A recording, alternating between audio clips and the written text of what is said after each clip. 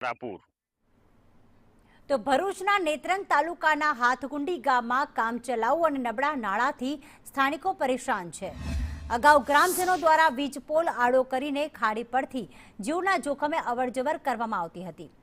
નેત્રંગ રાજ્યના વધુ વરસાદ ધરાવતો વિસ્તાર છે, જ્યાં ભારે વરસાદમાં કોતરોમાંથી ધસમસતા પાણીમાં વારંવાર હાથકુંડી ખાડી પર આવેલ નાળું ધોવાઈ જાય છે।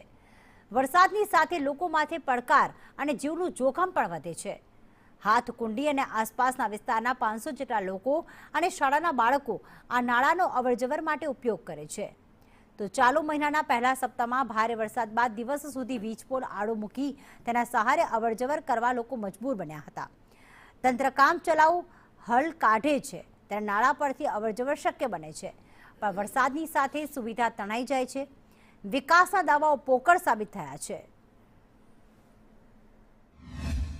સમયથી ધારાસભ્યને પણ રજૂઆત કરી અને તાલુકા પંચાયતમાં પણ રજૂઆત કરી અને સાંસદને પણ રજૂઆત કરી, આવીને જોઈ જાય છે, પણ હજુ સુધી આ નાળાનું કામ થતું નથી।